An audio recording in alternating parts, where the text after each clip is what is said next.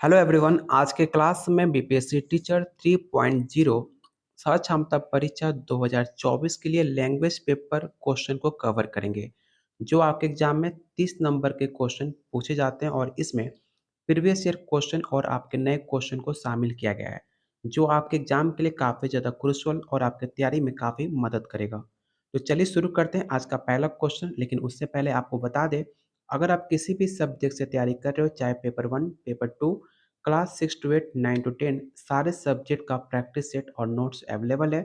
लेने के लिए इस नंबर पे आप व्हाट्सअप कर सकते हैं। अगर आप लैंग्वेज पेपर का प्रैक्टिस सेट लेना चाहते हैं तो सिर्फ 50 रुपया में आपको 1500 प्लस क्वेश्चन आंसर और साथ में सॉल्यूशन के साथ दिया जा रहा है।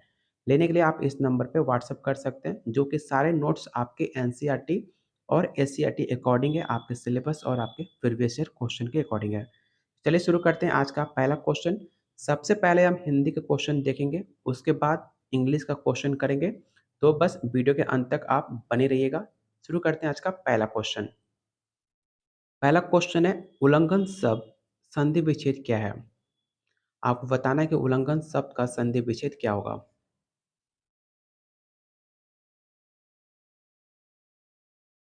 तो इसका राइट आंसर ऑप्शन आपका बी हो जाएगा। उल्लंघन का संधि विच्छेद उत प्लस लंघन होगा और इसमें व्यंजन संधि होता है। तो ऑप्शन बी आपका राइट आंसर होगा। क्वेश्चन सेकंड है, सेम पैटर्न पे आपसे सवाल पूछा जा रहा है कि मात्रा नंद का संधि विच्छेद क्या होगा।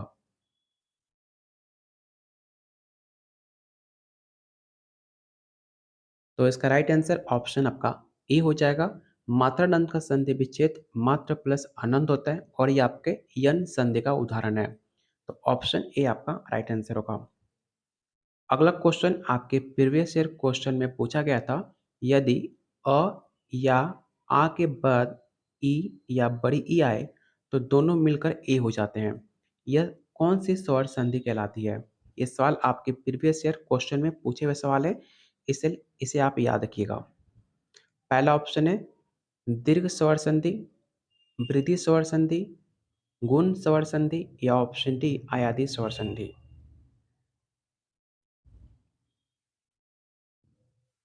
तो इसका राइट आंसर ऑप्शन आपका सी हो जाएगा, गुण स्वर संधि। ऑप्शन इसका सी राइट आंसर हो जाएगा। क्वेश्चन 29, जानने की इच्छा रखने वाले को एक शब्द में क्या बोलोगे? पहला ऑप्शन है जिज्ञासा, जिज्ञासु, जिज्ञासा या ऑप्शन डी ज्ञात। जानने की इच्छा रखने वाले को आपको एक शब्द में बताना है, उसका राइट आंसर क्या होगा। तो इसका राइट आंसर ऑप्शन आपका बी हो जाएगा। जानने की इच्छा रखने वाले को जिज्ञासु कहा जाता है। और जिजीविषा कैसे कहते हैं? जिजीविषा का आशय जीने की इच्छा और जिज्ञासा आशय मतलब होता है जानने की इच्छा। ठीक है, तो ये सारे पॉइंट आप इसे याद रखना, काफ़ी इंपॉर्टेंट है आपके एग्जाम के दृष्टिकोण से और ये सवाल आपके प्रीवियस ईयर क्वेश्चन में पूछे जा चुके हैं। क्वेश्चन अगला है, कृति का अर्थ होता है रचना, परंतु इसके समरूपी शब्द है कृति। इसका अर्थ क्या होगा आपको ये बताना है। रचनाकार, कपटी, वानर या ऑप्शन डी कुकर्मी।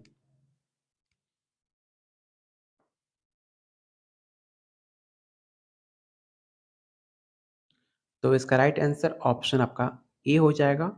कृति का स्थान पर आपका रचनाकार शब्द भरा जाएगा। अंतः पूर्ण वाक्य क्या होगा? तो कृति का अर्थ रचना होता है, परंतु इसका समरूपी शब्द कृति का अर्थ रचनाकार होगा। तो ऑप्शन ए आपका राइट आंसर होगा। अगला क्वेश्चन काफी आसान सा सवाल है, आपको बताना है कि अली अली शब्द युग्म का सही अर्थ क्या होगा। पहला ऑप्शन है कंधा हिस्सा, भौरा सखी, दमन दामन या ऑप्शन डी दर्शन और दर्शन।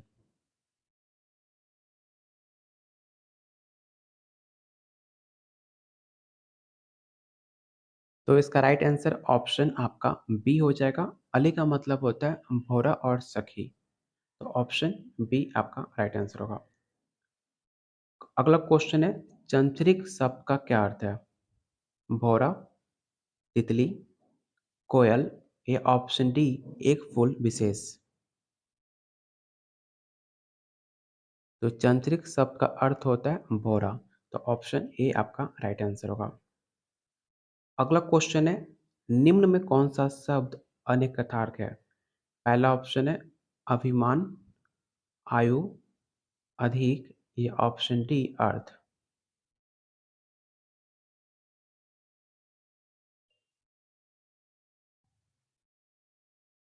तो इसका राइट आंसर ऑप्शन आपका डी हो जाएगा अर्थ। अर्थ शब्द का अनेक क्या होगा? धन, मतलब, अभिप्राय, इंद्रिय, विषयक, ये सारे आपके अर्थ हैं जो इसके अनेकार्थी शब्द बोले जाते हैं। तो ऑप्शन डी आपका राइट आंसर होगा। अगला क्वेश्चन है, विप्र शब्द का समार्थी क्या होगा? आपको विप्र शब्द का समार्थी शब्द बताना है कि क्या होगा। ऑप्शन है सहचर, विधाता, ब्राह्मण, या ऑप्शन डी याचक।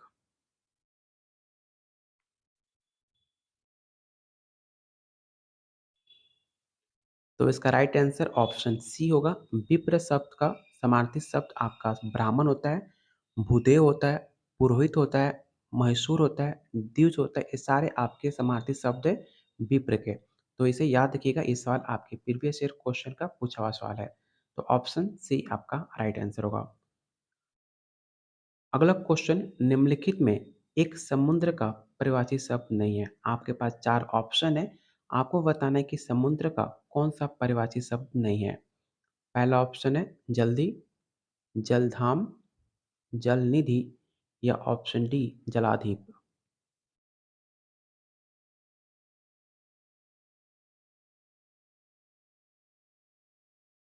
तो इसका राइट आंसर ऑप्शन आपका डी हो जाएगा।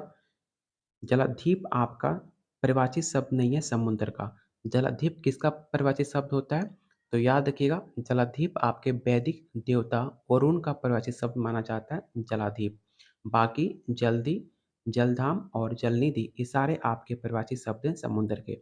अगर सिर्फ आपको आंसर याद नहीं करना, बाकी आपको डिटेल में समझाकर बताया जा रहा है जैसे कि आपका कन्फ्यूजन दूर हो सके।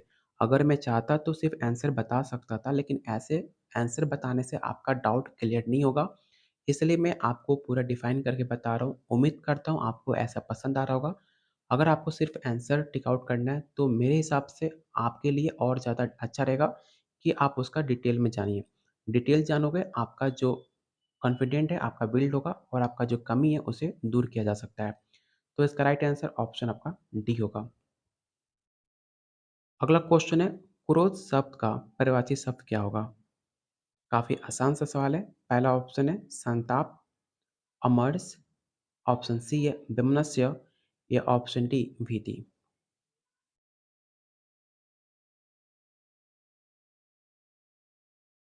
तो इसका राइट आंसर ऑप्शन आपका बी हो जाएगा अमर्ष। क्रोध का परिभाषित शब्द अमर्ष होता है। तो ऑप्शन बी आपका राइट आंसर होगा। अगला क्वेश्चन है, सुलभ शब्द का विलोम क्या होगा? पहला ऑप्शन है अलव्य, दुष्प्राच्य, दुर्लभ, या ऑप्शन डी दुर्मय।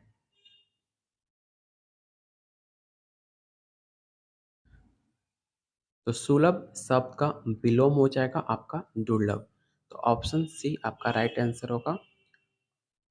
अलभ्य का मतलब क्या होता है? अलभ्य का मतलब होता है जिसे प्राप्त ना किया जा सके, और दुष्प्रय का अर्थ होता है जिसे कठिनाई से प्राप्त किया जाए उसे दुष्प्रय कहते हैं। और दुर्दमय किसे कहते हैं? जिसे कठिनाई से दबाया जा सके उसे दुर्दमय कहते हैं। उम्मीद करता हूँ आपके चारों पॉइंट क्लियर हो चुके होंगे। हिंदी का लास्ट क्वेश्चन है, इसके बाद हम इंग्लिश का क्वेश्चन करेंगे।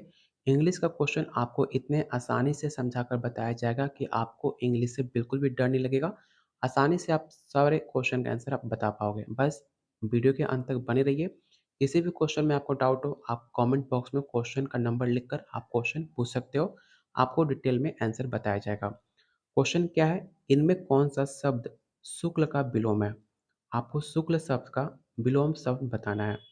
पहला ऑप्शन है काला, कृष्ण, असित, या ऑप्शन डी श्यामल।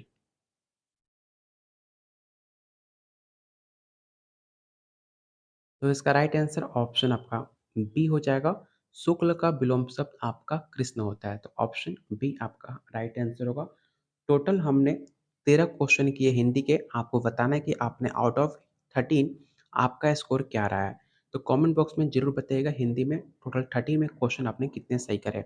अब इसके बाद हम इंग्लिश का क्वेश्चन करेंगे, उससे पहले आपको वीडियो पसंद आ रही हो ऐसा उम्मीद करता हूँ। तो वीडियो को लाइक और शेयर करना बिल्कुल मत भूलिएगा। अगर आप चाहते हो डेली आपके एग्ज़ाम तक ऐसे ही इंपॉर्टेंट क्वेश्चन कराए जाए, तो वीडियो को लाइक और शेयर करना बिल्कुल मत भूलिएगा। और अभी तक आपने चैनल को सब्सक्राइब नहीं किया है, तो चैनल को ज़रूर सब्सक्राइब कर लीजिएगा। चलते हैं अगले क्वेश्चन पे आपके इंग्लिश के। पहला क्वेश्चन है, select the option that can be used as a one word substitute for the given group of words. आपको एक ग्रुप ऑफ वर्ड्स दिए गए हैं, यहाँ पर आप देख सकते हो। आपको बताना है कि इसको वन वर्ड में इसका आंसर क्या होगा। सेंटेंस क्या है?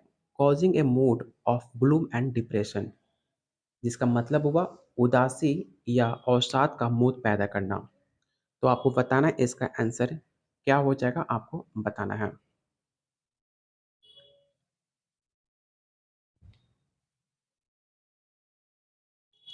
तो इसका राइट आंसर ऑप्शन आपका सी हो जाएगा। एप्रेसिव मतलब क्या होता है? एप्रेसिव मतलब होता है भयभीत। और डिवेस्टेड मतलब उजरा या नष्ट। और डिसोलेट मतलब होता है वीरान, कोई वीरान जगह उसे डिसोलेट कहते हैं। और डिसमल मतलब होता है निराशजनक। ठीक है, तो उदासी या अवसाद का मूड पैदा करना निराशजनक कहलाता है। तो ऑप्शन इसका सी राइट आंसर होगा। अगला क्वेश्चन है, select the most appropriate meaning of the given idem. एक आपको इडम दिया गया है, आपको बताना है इसका मतलब क्या होगा चार ऑप्शन में से। सेंटेंस क्या है? In a fix. In a fix मतलब क्या हुआ? अच्छे सिचुएशन में या ठीक सिचुएशन में। आपको बताना है इसको वन वर्ड में आप इसे क्या बोलोगे। पहला ऑप्शन है in a difficult situation. Second option है अंडर रिपेयर, या option C in a closed space, या ऑप्शन डी अंडर ऑब्जर्वेशन। तो इसका राइट आंसर क्या होगा? Option A in a difficult situation में, उलझन में होना। ऑप्शन ए आपका राइट आंसर होगा। क्वेश्चन थर्ड है, the flowing sentence has been split into four segment. एक सेंटेंस दिया गया है जिसको चार पार्ट में डिवाइड कर दिया गया है, जैसे पहला, सेकंड, थर्ड और आपका फोर्थ। इसे चार पार्ट में बांट दिया गया। Identify the segment that contain a grammatical error. आपको बताना है कि इन चार पार्ट में कौन सा ऐसा पार्ट है जहां पर गलती हुआ है। सेंटेंस क्या है? How many language do most children in A India known. मतलब भारत में अधिकतर कितने बच्चे भाषाएं जानते हैं। आपको बताना है कि इन चार ऑप्शन में किसमें ग्रामेटिकल एरर है।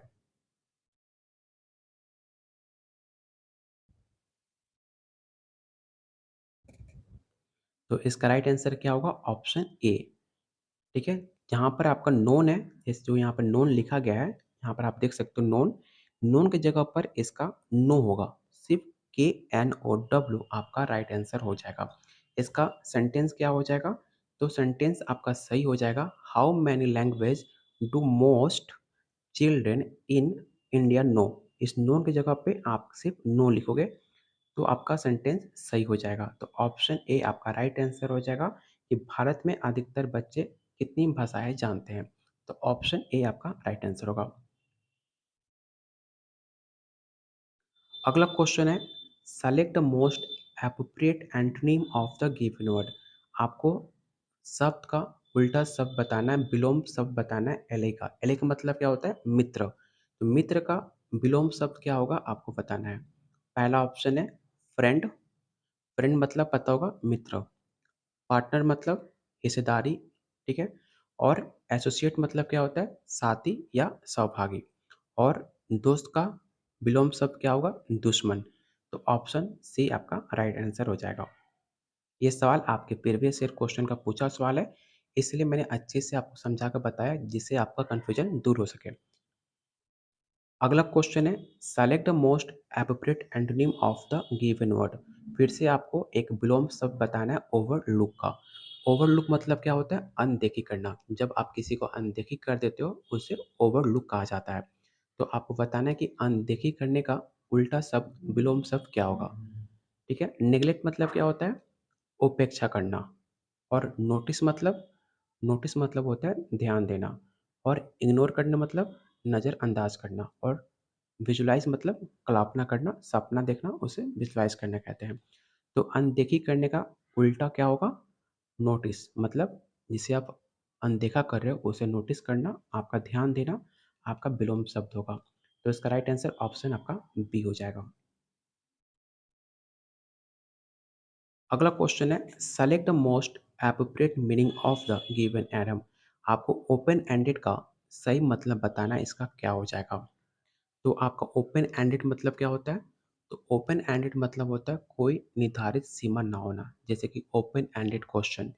जैसे कि आप बताते हो कि आप ओपन माइंड हो, कोई आपका सीमा नहीं है, पूरा खुले मन के हो, खुले दिमाग के हो, तो उसको बोला जाता है कोई निर्धारित सीमा ना होना, ओपन एंडेड।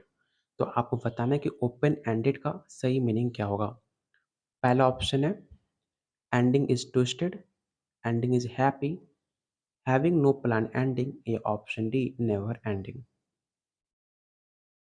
तो इसका राइट आंसर होगा हैविंग नो प्लानिंग एंडिंग, मतलब कोई प्लान खत्म ना हो, प्लान बनते जाए, उसको कहते हैं ओपन एंडेड। तो ऑप्शन सी आपका राइट आंसर होगा। उम्मीद करता हूँ आपको मेरी बात समझ आ रही होगी। क्वेश्चन 7 है, select the most appropriate synonym of the given word. इस बार आपको परिभाषित शब्द बताना है कि आपके क्रस्ट का परिभाषित शब्द क्या होगा। क्रस्ट मतलब क्या होता है? पपड़ी या छाल। आपको बताना है कि पपड़ी और छाल का परिभाषित शब्द क्या होगा। पहला ऑप्शन है रूट। तो आपको पता है रूट का मतलब जड़ या कारण होता है। कोर मतलब क्या होता है? तो कोर मतलब होता है गुद्दा या मूल, ठीक है। और कर्नल मतलब, कर्नल मतलब होता है गुठली, जैसे आम की गुठली बोलते हो, वो आपका हुआ गुठली। और होता है सेल, सेल मतलब होता है कोश या आवरण। तो पपड़ी और छाल का परिभाषित शब्द होता है सेल। तो ऑप्शन डी आपका राइट आंसर होगा। अगला क्वेश्चन है, select the most appropriate option to fill in the blank. आपको एक फिल इन द ब्लैंक दिया गया है, इसमें आपको फिल करना है, 4 ऑप्शन है आपके पास। इस सेंटेंस में आपको एक ऑप्शन फिल करना है। सेंटेंस क्या है, पहले मैं आपको ऑप्शन बताता हूँ। ऑप्शन है लाइन, वर्स, मार्जिन, या ऑप्शन डी पीक। लाइन मतलब क्या होता है? पंक्ति, ठीक है। मार्जिन मतलब हाशिया या किनारा, और पीक मतलब क्या होता है? शिखर, और वर्ज मतलब होता है कगार या हद, ठीक है। तो सेंटेंस क्या है? Giant panda are black and white Chinese bear that are on the dash of extension. मतलब विशाल पंडा काले और सफ़ेद चीनी भालू हैं जो उत्तेजना के लिए कगार पे हैं। तो आपको बताना है इन द ऑप्शन में कौन सा ऑप्शन आपका फिल इन द ब्लैंक में एप्रोप्रिएट फील होता है। तो इसका राइट आंसर ऑप्शन आपका बी होगा। आज का लास्ट क्वेश्चन रहेगा इंग्लिश का। आपको बताना है कि select the incorrectly spelled word. कौन से 4 वर्ड दिए गए हैं, आपको बताना है कि इन 4 वर्ड में कौन सा ऐसा वर्ड है जो गलत लिखा गया है। आप चारों ऑप्शन देखो और बताओ इसमें कौन सा वर्ड गलत लिखा गया है। बैच मतलब क्या होता है? बैच मतलब होता है दल या जट्ठा। कैच, जो आप क्रिकेट खेलते हो, कैच मतलब पकड़ना। और स्नैच मतलब क्या होता है? छीनना, किसी से स्नैचिंग करना, किसी का छीन लिया। और यच, यच मतलब क्या होता है? नौका। और इसकी स्पेलिंग क्या होती है? तो YATCH। इसकी नहीं, इसका सही मीनिंग मैंने तो जो लिख दिया, इसका सही मीनिंग क्या होता है? तो इसका सही मीनिंग होता है YACHT। ये आपका सही स्पेलिंग हो गया। तो ऑप्शन सी आपका राइट आंसर हो जाएगा, क्योंकि ऑप्शन सी आपका गलत है। ठीक है? तो उम्मीद करता हूँ आपको वीडियो पसंद आई होगी। टोटल हमने आज टोटल 22 क्वेश्चन अटेम्प्ट किए हैं। आपको बताना है कि आउट ऑफ 22 आपने कितने क्वेश्चन सही करे, और मेरा वीडियो कैसा लगा, जैसे कि मैं आपको एक्सप्लेन करके बताना चाहता हूँ, हर एक पॉइंट को क्लियर करना चाहता हूँ, जिससे आपको अलग से कुछ पढ़ने की ज़रूरत ना पड़े। आप मेरा वीडियो देखो, आपको सारे डाउट क्लियर हो जाए, मेरा यही प्रयास होता है। उम्मीद करता हूँ आपको मेरा प्रयास पसंद आ रहा होगा। तो प्लीज़ वीडियो को लाइक और शेयर ज़रूर कीजिएगा। अगर आप चाहते हो आपको डेली इसी तरह वीडियो मिले, तो वीडियो को लाइक और शेयर करना बिल्कुल मत भूलिएगा। अगर आप चैनल पे पहली बार आए हुए हैं, तो चैनल को ज़रूर सब्सक्राइब कर लीजिएगा, आप लोगों से रिक्वेस्ट है। अगर आप किसी भी सब्जेक्ट की तैयारी कर रहे हो, चाहे 1 to 5, 6 to 8, 9 to 10, 11 12, सारे सब्जेक्ट का नोट्स अवेलेबल है, काफ़ी कम रेट में दिया जा रहा है। लेने के लिए इस नंबर पे आप व्हाट्सएप कर सकते हैं और सारे नोट्स आपके एनसीईआरटी और एससीईआरटी पे से जो कि आपके सिलेबस में साफ-साफ मेंशन है। अगर आप लैंग्वेज पेपर का प्रैक्टिस सेट लेना चाहते हैं तो सिर्फ़ ₹50 में आपको 1500 प्लस क्वेश्चन आंसर और साथ में सॉल्यूशन के साथ दिया जा रहा है। तो लेने के लिए इस नंबर पे व्हाट्सएप कीजिए, जो अभी तक बहुत सारे बच्चे ले चुके हैं। अगर आप जीके जीएस की तैयारी कर रहे हैं तो उसके लिए भी डेली आपको वीडियो लाया जा रहा है, तो जाकर जीके जीएस का वीडियो ज़रूर देखिएगा। डेली आपको 35 इंपॉर्टेंट क्वेश्चन कराए जा रहे हैं, जो कि आपका प्रीवियस ईयर क्वेश्चन और नए क्वेश्चन का शामिल किया जा रहा है। तो वीडियो ज़रूर प्लेलिस्ट में चेकआउट कीजिएगा। मैंने आई बटन पे उसका लिंक शेयर कर दिया है, तो वहाँ से भी आप वीडियो देख सकते हो। चलिए बहुत जल्द मिलते हैं अगले क्लास में, तब तक के लिए वीडियो को लाइक और शेयर करना बिल्कुल मत भूलिएगा।